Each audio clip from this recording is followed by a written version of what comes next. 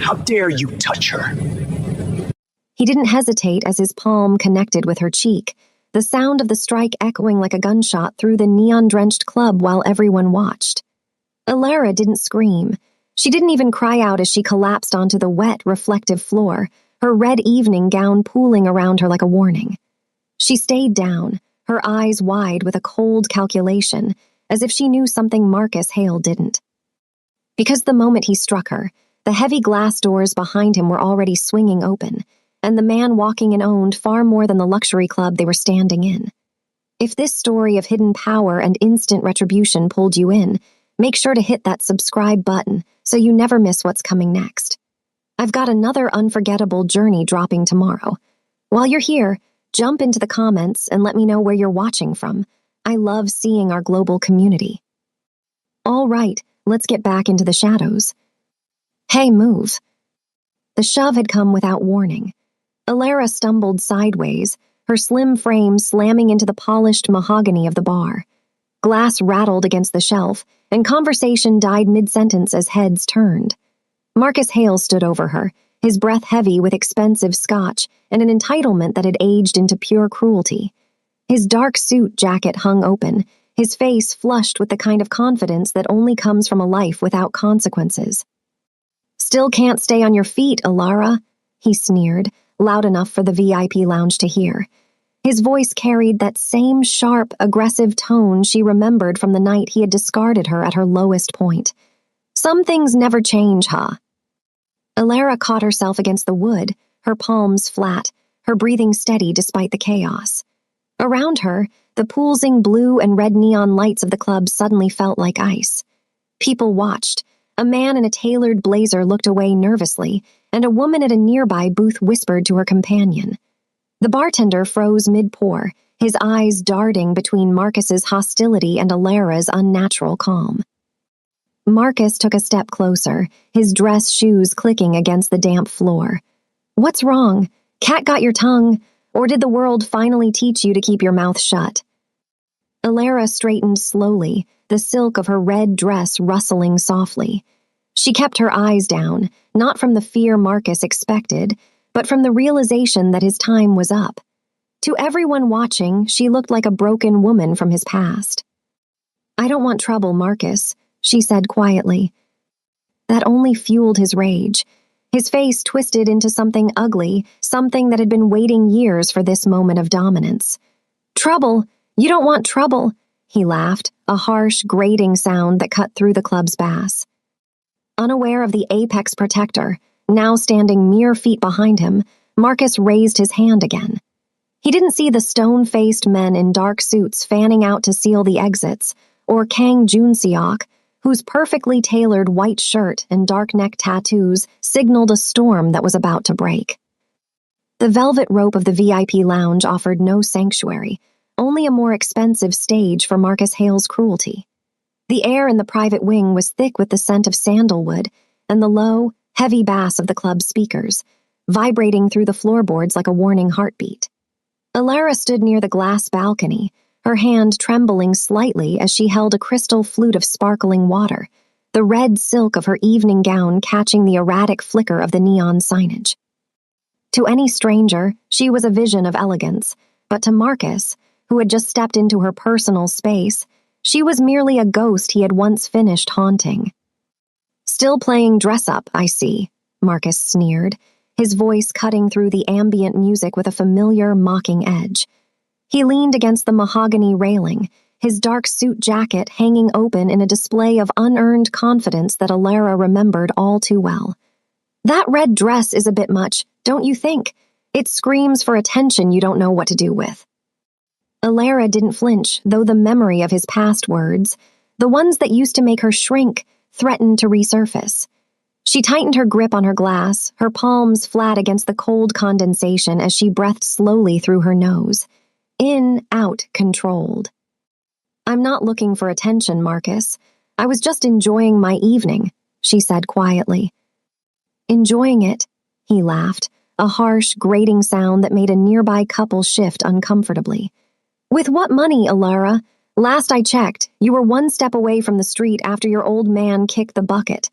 He took a step closer, his breath heavy with whiskey, his face flushed with the toxic entitlement of a man who had never faced a single consequence for the wreckage he left behind. You were always a walking disaster, Marcus continued, his voice rising as he gestured to the room as if inviting the other patrons to witness her shame. A pathetic, weak little girl who couldn't even keep a job at a diner. I did us both a favor when I walked out on you. Alara straightened slowly, her slim frame silhouetted against the red and gold glow of the lounge's neon signs. She looked at him through her lashes, not with the fear he expected, but with a growing, cold calculation. She looked exactly like what Marcus wanted to see, someone broken. But beneath the silk, she felt the soft vibration of her phone against her hip. A single pulse. You should leave, Marcus, she warned, her voice steady. Or what? You'll cry? He sneered, stepping into her immediate territory. He looked at her with an ugly satisfaction, convinced that her silence was still a symptom of her weakness rather than the calm before a storm he couldn't possibly fathom. To him, she was still the girl who had stayed down, unaware that the predator in the room was no longer the man standing in front of her. The neon pulse of the VIP lounge seemed to throb in time with the rising heat in Marcus's face, his entitlement aging into a volatile cruelty that the expensive scotch could no longer mask. He took a step closer, his dress shoes scraping against the floor as he leaned into Alara's space, his voice carrying that same mocking tone she remembered from the years that used to make her shrink. Still can't stay on your feet, Alara, he sneered, loud enough for the patrons at the nearby tables to whisper. Some things never change, huh? You're still a walking disaster, waiting for someone to pick up the pieces of your pathetic life. Alara straightened slowly, the red silk of her gown rustling softly as she caught herself against the polished wood of the bar counter. Her palms were flat, her breathing steady, a controlled rhythm of in and out that Marcus mistook for the paralysis of fear.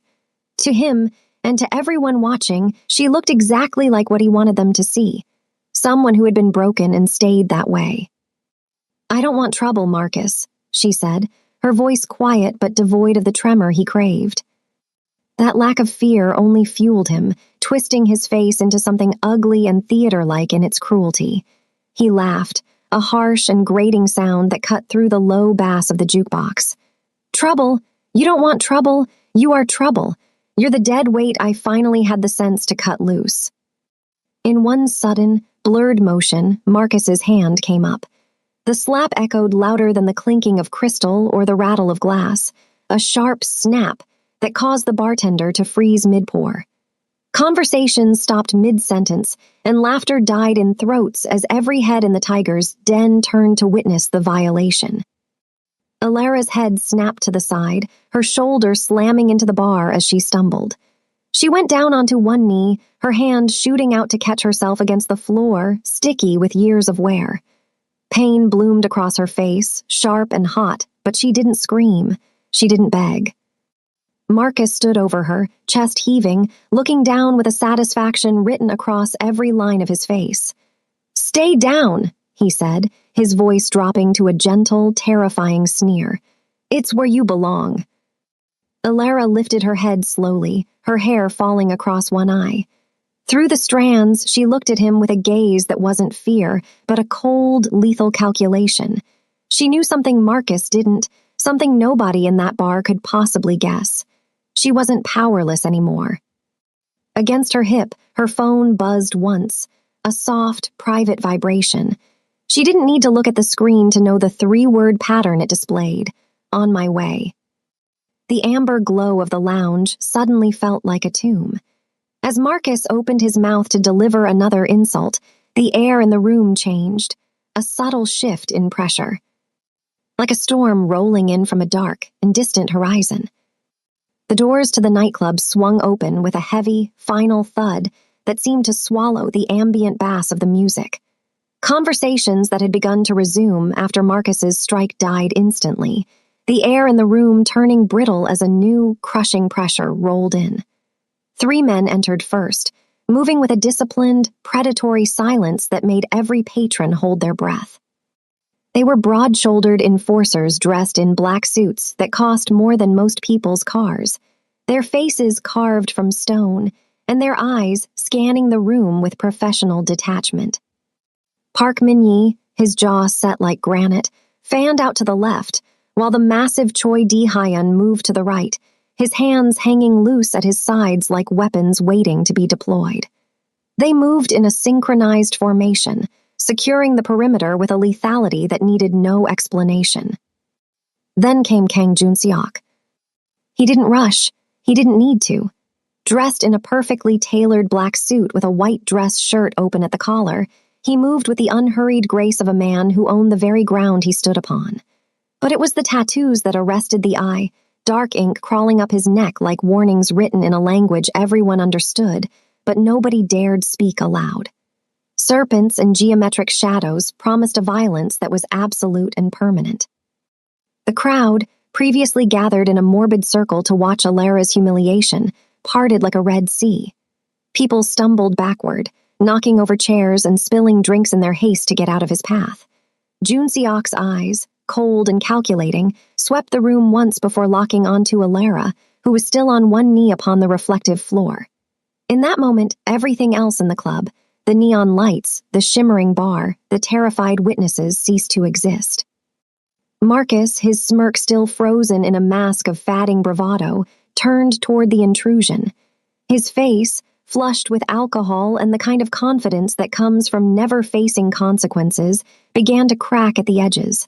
"What the hell is this?" he blurted out, his voice climbing an octave in an attempt to reclaim his dominance. "Some kind of rescue squad." Junseok didn't answer. He crossed the floor with measured steps, the glass from a shattered bottle crunching under his expensive leather shoes with a sound that echoed louder than the heartbeat of the room. He didn't look at Marcus. He didn't even acknowledge the man's existence. Instead, he reached Alara and knelt beside her, his movements possessing a gentleness that stood in terrifying contradiction to the lethal aura radiating from his frame. "Talk to me," he said quietly. His voice was low, controlled, and almost tender, yet it carried the weight of a storm about to break. Alara looked up, her curly hair disheveled and her face pale, catching the amber glow of the lights through the strands. Something private passed between them, a silent communication of certainty that made the air feel charged with electricity. Marcus laughed, but the sound was thin and uncertain now. "What is this? You her new boyfriend?" Junseok stood slowly, turning to face Marcus with a terrifying stillness. He adjusted his cuffs with deliberate care, his dark eyes fixing on Marcus like a surgeon assessing a tumor. When he finally spoke, his voice was as soft as silk and as sharp as broken glass. "My wife." The word crushed the room. It hung in the air like the smoke after a gunshot, settling over Marcus's slackened face as the realization of his mistake began to bleed the color from his skin. The word wife hung in the air like heavy smoke after a gunshot, crushing the room into a suffocating silence. Marcus's face went slack for a moment, his hand shaking slightly as he gestured at Alara with a dismissive mockery that was rapidly losing its conviction. "Wife! Her!" he blurted out, his voice cracking as he looked toward the stone-faced enforcers flanking the entrance. "Did you pick her up at some charity event?" Junseok didn't respond to the bait. Instead, he extended his hand to Alara, helping her to her feet with a gentleness that seemed impossible for someone carved from stone and violence. As she stood, he draped his perfectly tailored black jacket over her shoulders. The fabric still held the warmth of his body, and for the first time in 5 years, Alara didn't feel exposed or invisible. She felt protected by a shield of armor that Marcus could never pierce. Alara met Marcus's eyes through the strands of her hair, but there was no fear in her gaze now, only a lethal certainty. She straightened slowly, the red silk of her gown rustling softly beneath Junseok's jacket. She knew what Marcus didn't, that his entitlement had finally led him into a trap where his confidence meant nothing and his status was a liability. Junseok stood slowly, his tall frame filling the space between Alara and the man who had dared to strike her. He adjusted his cuffs with deliberate, rhythmic care, his movements carrying the kind of silence that made the entire room hold its breath. When he finally turned his full attention to Marcus, his dark eyes were cold and calculating, assessing the man like a surgeon looks at a tumor, something to be removed, not reasoned with. "You made a choice tonight," Junseok said. His voice was soft as silk and sharp as broken glass, vibrating through the amber glow of the lounge with the weight of absolute certainty. "You chose violence against someone you thought was powerless. You thought there would be no consequences because you didn't know who she belonged to." Marcus stepped back, his expensive dress shoes scraping against the floorboards as he hit a bar stool, nearly toppling it. Sweat began to bead on his forehead, his face pale under the harsh red and gold neon light. "I didn't know," Marcus whispered, his voice climbing an octave in desperation. "I didn't know she was married to." "That is your defense," Junseok interrupted, his tone flat and dangerous. "That you assault women as long as you don't know their husbands." He took one step closer, his measured steps echoing in the silence. "In this city, every breath you take is at my discretion, and tonight you made me reconsider that allowance." Marcus collapsed against the bar, his legs giving out like a puppet with cut strings. He looked at the 3 enforcers positioned strategically around the room, realizing that the exits were sealed and the tiger's den had become his cage. He was no longer the predator. He was an insignificant variable in a world where silence meant death. Behind the protective shield of Junseok's jacket, Alara felt the weight of the fabric settle around her like armor, but internally, old wounds were opening. The cold amber glow of the club faded, replaced by the flickering, sterile fluorescent lights of a hospital hallway 5 years earlier. She remembered the smell of disinfectant and despair, the sound of her own voice breaking as she pressed the phone to her ear, begging for the man who claimed to love her. "I need you," she had whispered into the receiver. "Please, I can't do this alone." Marcus's voice had been distracted, sharp with an impatient entitlement. "I'm in the middle of something. Can this wait?" Her father had died 3 days later. Marcus had come to the funeral, but he stayed for only 20 minutes, disappearing before the first shovelful of earth hit the casket. When she confronted him later in the apartment he had convinced her to rent, the one he never put his name on, he didn't offer comfort. He offered a verdict. "I can't be around this kind of negativity right now," he had told her, grabbing his jacket. "You're dragging me down, Alara. You're just stuck." She had been sitting on the couch her father had given her, the last piece of a life that was rapidly dissolving. "I just lost my dad," she had said, her voice hollow. "I just need time." Marcus had laughed then, a sound devoid of humor that echoed the harshness she heard now in the club. "You don't have time. You don't have a job. You don't have money. You don't have anything." He had looked at her not as a partner, but as dead weight, a walking disaster that was no longer profitable to his ego. "I tried, Alara," he'd lied as he walked toward the door. "God knows I tried, but I can't save someone who won't save themselves." The click of the door closing that night had echoed for months, a sound that defined her rock bottom. It was the sound of an eviction notice on the table and a funeral bill she couldn't pay. It was the sound of becoming invisible. Marcus had never asked where she went or if she survived. In his mind, her non-existence was proof that he had been right to discard her. Now, standing in the tiger's den, Alara watched Marcus cower against the bar. His face pale with the realization that the woman he thought he had erased had instead reformed into something harder. She realized that leaving her was the only kind thing he had ever done, because it had forced her to find out who she was without his mercy. She had rebuilt herself piece by piece in the shadows of the city, eventually finding a man who saw strength where Marcus saw only a burden. The silence in the bar was absolute as Alara straightened her shoulders, the warmth of Junseok's jacket grounding her in the present. The flashback receded, leaving only the clinical reality of the night's reckoning. Marcus hadn't changed at all. He was still the same coward who mistook kindness for weakness and chose cruelty to feel powerful. But tonight, the circle was finally closing. The bar doors clicked shut, a soft, metallic sound that echoed like a hammer on a nail. The three men in black suits shifted their positions with a professional detachment that made the air feel thinner, sealing away the neon lights of the street and the possibility of escape. Marcus's eyes darted toward the exits, his breathing accelerating as he found his path blocked by the massive Choi Di-hyun and the scarred Park Min-yi. Junseok moved toward the bar with measured, unhurried steps.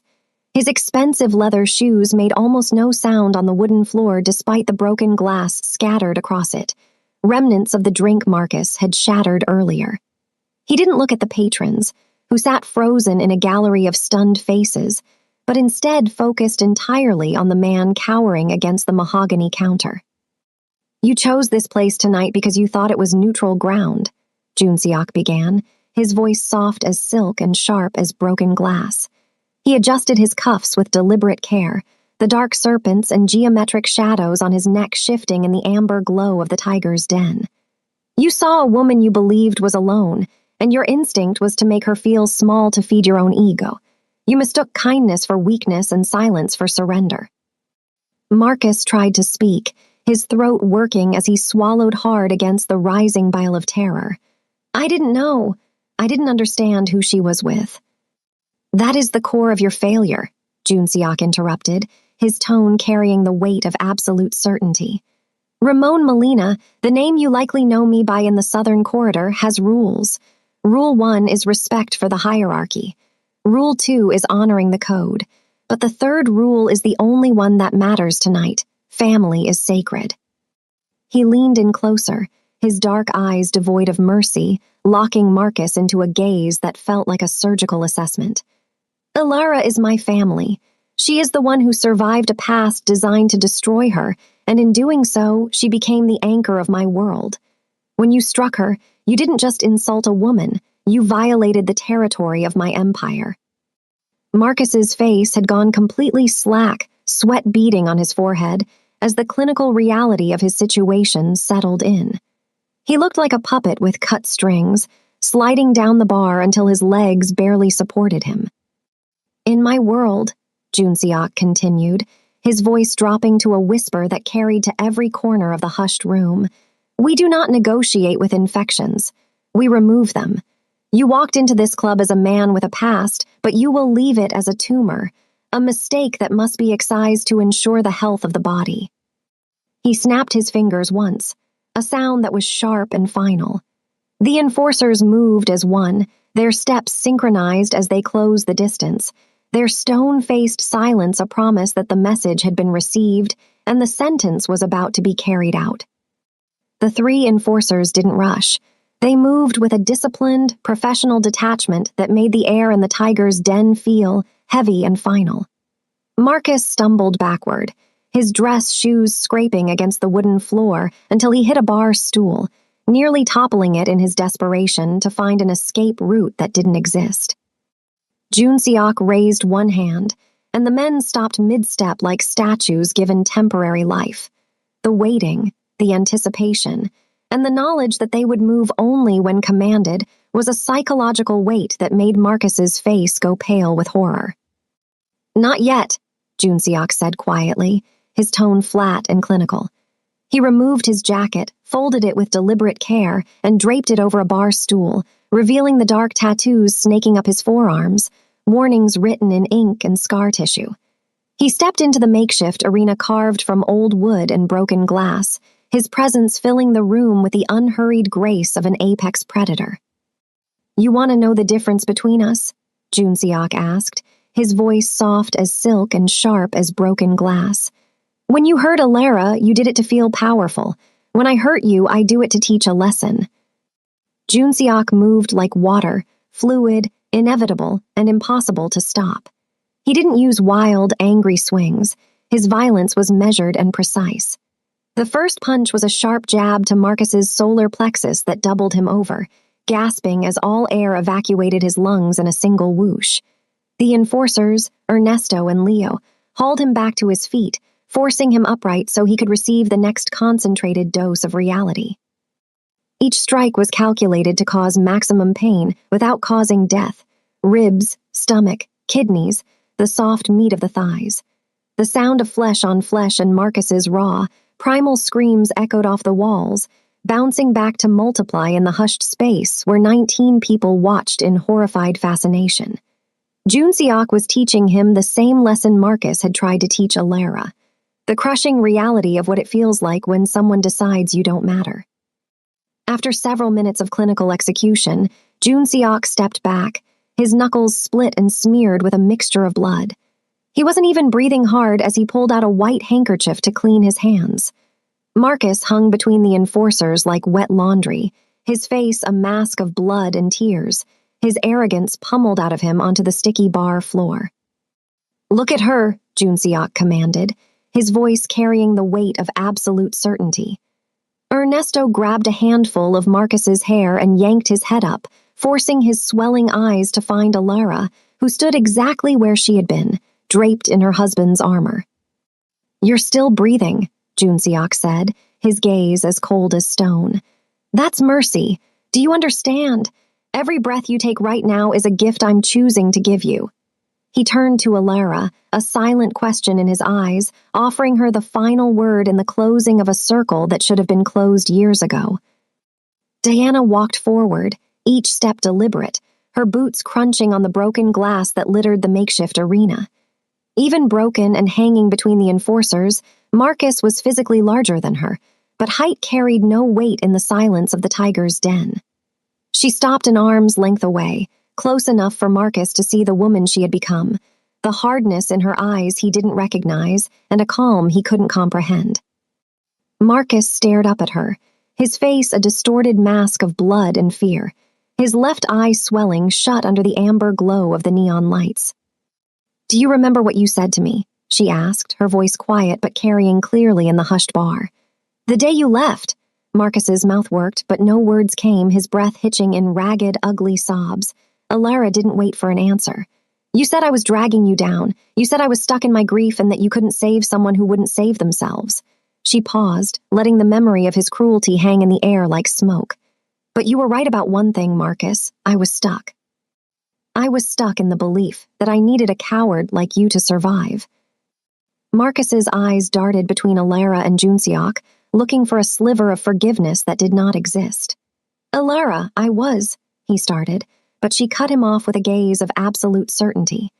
"You didn't leave because I was weak," she said, leaning in so only he could hear the steel underneath her words. "You left because my strength in the face of loss terrified you. You saw someone who could lose everything and still breathe, and it reminded you of how small you really are." Marcus's face crumpled, the last of his arrogant facade dissolving into a confession he had spent 5 years running from. "You left because you were scared," Alara continued, her voice dropping to a whisper that echoed like an executioner's blade. "Tell me I'm wrong. Tell me you left because of my negativity, and not because you were a coward who couldn't handle the weight of real life." Marcus opened his mouth, closed it, and finally his head lolled forward in a gesture of total defeat. "I was scared," he choked out, the words mangled by his split lip and shattered pride. "I couldn't handle it. I was too weak to stay." The admission landed with more finality than any physical blow Junseok had delivered. Alara straightened, the borrowed jacket still draped over her shoulders like armor, her expression shifting to something more complicated, recognition, and then a profound, settling peace.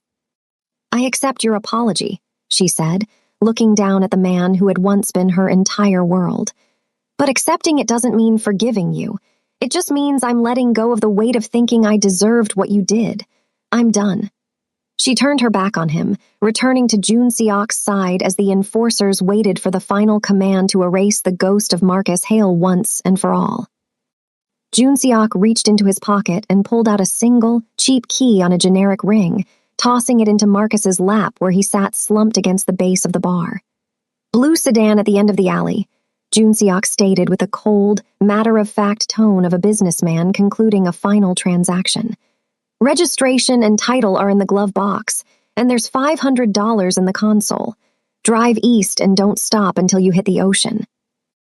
Marcus stared at the keys as if they were a venomous snake, his breath coming in shallow, jagged gasps. Junseok crouched down one last time, his voice dropping to a whisper that was colder than the damp alley air outside. "If you ever come back, If you ever speak her name again, or even look in the direction of this city, the mercy ends. He didn't need to elaborate. The presence of the enforcers and the blood on his own knuckles spoke for him. Next time, there won't be witnesses or a floor to collapse on. There will just be your name on a missing persons report that gets forgotten. A shudder ran through Marcus's broken body as he gave a jerky, mechanical nod of understanding. Junseok stood and offered his arm to Alara, her hand looking small and elegant in the crook of his elbow. Together, they walked away from Marcus without looking back, leaving him to be dragged toward the rear exit by the enforcers. In the doorway, Alara paused for a final moment, pulling out a worn photograph, the last thing he had ever given her, and tearing it into pieces that fluttered to the floor like snow. "Now you're gone," she said quietly. "Completely." The black luxury sedan idled at the curb, its engine a soft, expensive purr that contrasted with the violent silence they left behind. As the car wound away from the neon flicker of the club and up into the sleeping hills, the city lights became a distant, glittering tapestry. Inside the quiet cabin, Junseok didn't ask if she was okay. He simply took her hand, his bruised knuckles a silent testament to the protection he provided. They arrived at a home of glass and light, a sanctuary where Marcus's ghost had never walked. Standing before the panorama of the city she had once fled in ruins, Alara watched her reflection in the glass. She looked tired and quiet, but for the first time in 5 years, she looked whole. "He thought he left me with nothing," she whispered as Junseok stood behind her, his solid form a wall against the world. "But nothing is a good place to start. When you have nothing, you get to choose what you build." And I built myself. The storm was finally over, leaving a peace that was not empty, but full of everything she had survived and everything she no longer had to carry. As the dawn began to lighten the edge of the sky, Alara laced her fingers through her husband's, finally home, finally loved, and never once looking back.